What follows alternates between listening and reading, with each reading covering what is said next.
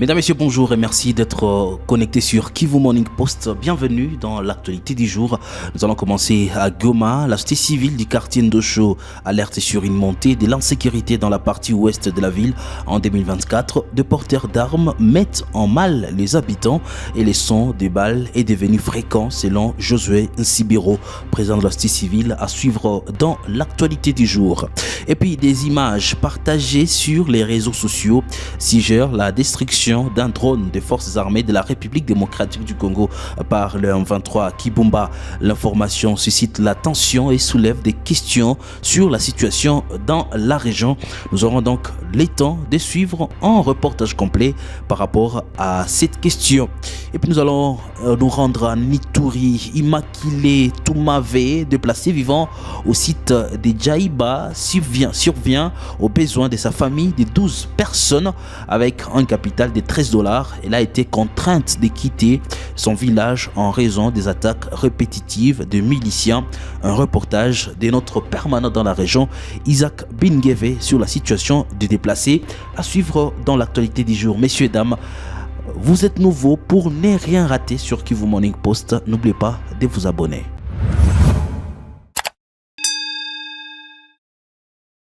Commençons à Goma. La partie ouest de la ville de Goma a enregistré une montée d'insécurité depuis le début de l'année 2024.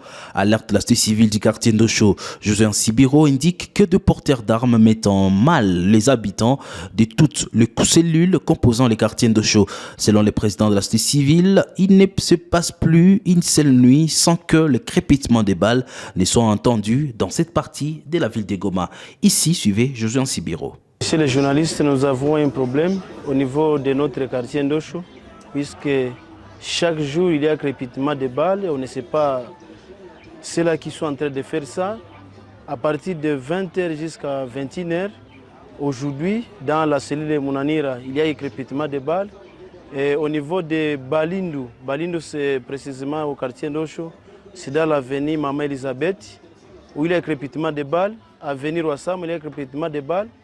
Et ce qui nous étonne beaucoup, lorsque ça arrive encore vers 2h à 3h du matin, il y a toujours crépitement de balles. Et on se pose la question si c'est quoi. Et beaucoup de gens sont en train de dire que ce sont les éléments de Ouazalendo qui sont égarés, qui sont en train de faire ça. Mais jusqu'à présent, on ne sait pas qui est en train maintenant de tirer des balles d'ici et là. Et on ne sait pas si c'est l'ennemi, c'est quoi. Puisque ça fait au moins presque une semaine que ça crépite vraiment dans les quartiers Ndosho. Et nous demandons vraiment l'intervention d'urgence des autorités pour que nous puissions maintenant, qu'ils puissent pallier à ces problèmes qui est en train de faire très mal à la population. Y a-t-il eu destruction d'un drone des forces armées de la République démocratique du Congo par le M23 Kibumba? Voilà donc la question qui taraude plusieurs internautes et nous essayons d'y apporter une réponse. Depuis la matinée de ce mercredi 24 janvier 2024, la toile en RDC est inondée par des images partagées par des comptes Twitter pro M23 RDF sur une probable destruction d'un drone appartenant aux forces armées de la République démocratique du Congo à Kibumba. Ronili Tibonera y revient pour plus de détails. Parmi ces comptes, l'on peut citer celui de Lawrence Kanyuka. Dans un post publié aux environs de 8h20, ce cadre de ces mouvements rebelles écrit sous appui des photos que Kivu Morning Post n'est pas parvenu à authentifier dans la mise en œuvre de son plan belliciste. Tshisekedi Tshilombo a acquis 3 drones de combat dans l'espoir d'achever les M23. Malheureusement, ces machines tuent que des innocents civils. Tshisekedi Tshilombo est au courant que le M23 a abattu un de ces 3 drones, peut-on lire sur les comptes de Lawrence Kanyuka. Face aux doutes engendrés par ces images au sein de l'opinion nationale, Kivu Morning Post a contacté le colonel Willy Ngoma dit M23. Sans plus de détails, celui-ci confirme la destruction d'un drone de l'armée. N'aviez-vous pas vu le photo? A-t-il rétorqué sur une question posée par Kivu Morning Post. Pendant ces temps, le porte-parole du gouverneur militaire au Nord Kivu ne reconnaît pas une quelconque destruction d'un drone de l'armée. Le lieutenant-colonel Njike Kaiko, tout de même, a promis de faire des investigations avant de nous revenir. Ne voulant pas garder son calme face à ce qu'il qualifie de montage pur et simple, le groupe Wazalendo, collectif des mouvements pour le changement CMC-FDP, remet en cause ses soi-disant exploits du 1-23. Via Twitter, ces mouvements révèlent que les images partagées par ces terroristes du 1-23 sont celles d'un hélicoptère de la MONUSCO abattu par ces terroristes en 2022. Ces images, présentées par Willy Ngoma, sont des résidus de l'hélicoptère de la MONUSCO abattu par les RDF le 28 mars 2022 à Tchanzu. Ça n'a rien à voir avec les drones, écrit le CMC-FDP sur son compte Twitter. Pour l'instant, les autorités congolaises n'ont pas encore communiqué sur cet incident. Toutefois, les terroristes du 1-23 ne cessent de déplorer les dommages subis depuis l'entrée de ces machines dans la guerre qui les oppose aux résistants Wazalendo dans plusieurs villages des territoires de Massissi et Rutshuru. Il y a plus d'une semaine, des hauts gradés de ces mouvements terroristes soutenus militairement par le Rwanda avaient été tués à Kischanga lors d'une attaque des drones armés. Une attaque que ces rebelles avaient vigoureusement condamnée en promettant de représailles au gouvernement central de la RDC. Il faut le dire, nous venons donc de l'apprendre. Un autre drone vient de s'écraser à Kavumu en provenance de Goma. Dans les opérations, il est tombé sur un camion anti-incendie de la RVA, blessant 4 personnes gravement. Un risque de ne pas survivre de ces blessés, indiquent nos sources dans cette partie de la province du Sud Kivu. Et avec son capital de plus ou moins $5 américains, Umakile Ndoumave, déplacé vivant au site de Djaïba, survient aux besoins de sa famille de 12 personnes à cause des attaques répétitives des miliciens. Il a été contrainte d'abandonner son village. Le reportage de Isaac Bingeve, notre permanent, qui s'est rendu sur les lieux. De la tristesse, mais aussi de la colère teintée d'impuissance, les visages des femmes du territoire de Djougou dans la province de l'Ituri oscillent entre ces sentiments. La guerre qui continue impose à ces braves femmes d'abandonner leur localité et de devoir repartir de zéro. Immaculée Tunave est l'une de ces femmes déplacées qui a tout perdu en fuyant les atrocités du groupe armé Codeco. Elle fait preuve de résilience. Alors qu'elle vit dans le site des déplacés de Djaïba 1, c'est plutôt à Fataki Centre, sur la RN27, qu'elle exerce son nouveau métier de vendeuse de haricots. Avant, elle vivait à Ipabura. À cause des attaques répétées des miliciens, elle a été contrainte, avec sa famille de 12 personnes, d'abandonner son village. Mais courageuse, elle a choisi de ne pas se réfugier loin de ses terres d'origine, afin de pouvoir bénéficier des fruits de ses anciens champs. Celle qui, autrefois était agricultrice et tenancière des restaurants, a dit se contenter des capitales de 15 000 francs congolais, environ $5 américains, pour refaire sa vie à Fataki. C'est le prix d'un seau de haricots qu'elle peut revendre avec un intérêt de 2 000 francs congolais, soit moins $1 américain, qu'elle subvient aux besoins primaires de sa famille. Mimi beba tu maisha yangu na batoto na kufaa yenga na ile tu kidogo kidogo. Ba deplace hapa nje banafika kana kidogo kidogo atasiri ba moya, hata mbili, hata tatu. Ile nje mimi nakamataka, mimi taanja chunguza nda nyumba pale. Kama nafika Valera bumba moya karate sereba. Ile nje bumba moya mimi tapeleka mara moya kusatre tena.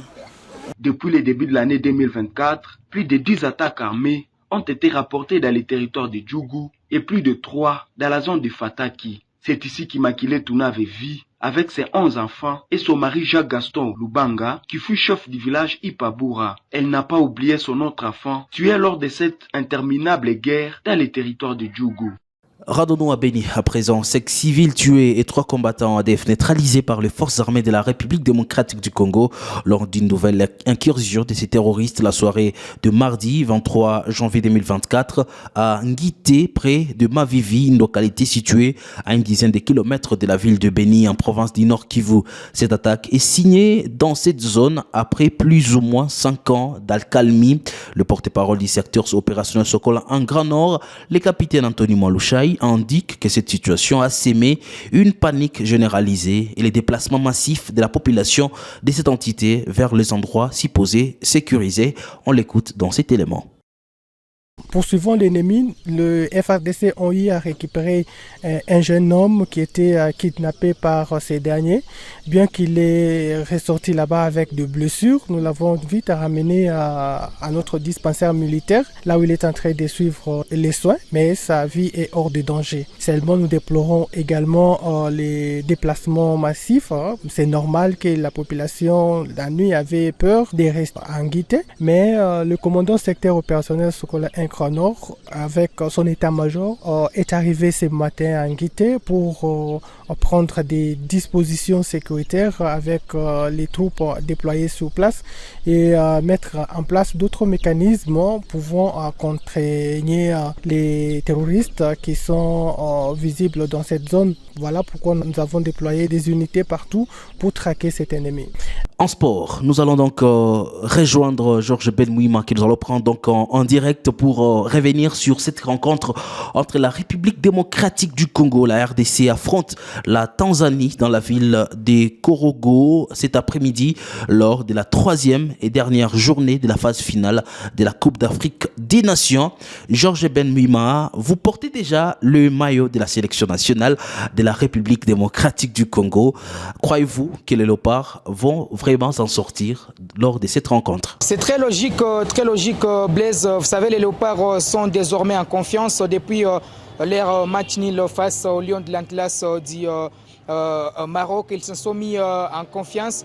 Et aujourd'hui, dans la soirée face à la Tanzanie, ça sera un match très promettant pour les Léopards de la RDC. On l'a senti lors de la conférence de presse d'avant-match où le sélectionneur national Sébastien Desabre était très en confiance aux côtés de l'attaquant congolais qui évolue du côté de Renford, Yohan Wissa. Donc ça passe ou ça casse pour les fauves congolais. Heureusement que Sébastien Desabre maîtrise très bien le football tanzanien pour avoir croisé cette équipe nationale à l'époque lorsqu'il était encore sélectionneur de l'Ouganda. Donc il va miser sur sa force, surtout ses remplacements avec des joueurs percutants comme Meshak Elia, Yohan Wissa, des finisseurs des renards de surface comme Fiston Kalala Maele, un quelqu'un également qui maîtrise très bien le football tanzanien. Il a côtoyé plusieurs joueurs dans cette sélection.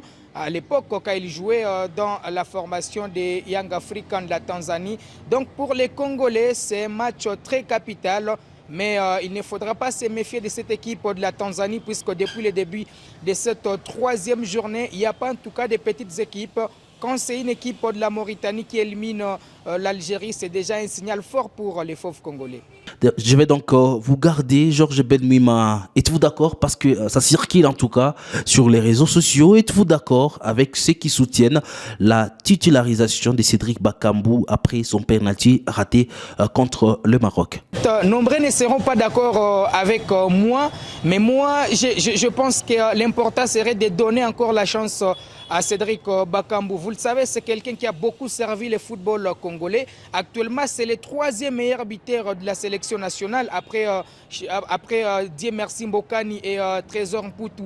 Il est parmi les rares qui ont convaincu les binationaux à rejoindre l'équipe nationale de la RDC. Si aujourd'hui, on a quand même des binationaux qui ont accepté de venir porter les maillots de cette équipe nationale, c'est parce qu'il y a un Cédric Bakambu qui est allé convaincre ces joueurs. C'est vrai que c'est un joueur qui n'est pas en confiance. On l'a vu même avant les pénaltys où Cédric Bakambu qui était face à un Bounou. Cédric Bakambu qui tremblait et qui voulait en tout cas se racheter. Dommage parce qu'il était face également à un gardien expérimenté.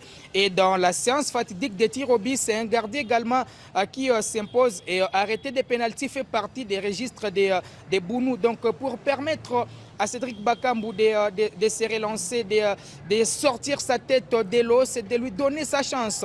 Donnez-lui ne serait-ce que 25 minutes pour se racheter ou carrément une première période puisqu'on aura 90 minutes et on aura 3 avant-centres. Donc si on reconduisait la même équipe avec Cédric Bakambu, ne serait-ce que 45 minutes en seconde période, on pourra modifier avec Fiston Maele et surtout Simon Banza. Donc moi je suis d'accord avec ceux-là qui pensent que ça serait important de donner la chance à Cédric Bakambu dans ces matchs. Merci beaucoup Georges d'avoir répondu à nos questions. Merci Blaise, surtout bonne chance à tous les Congolais. Messieurs et dames, fin de l'actualité du jour. Merci à vous de l'avoir suivi.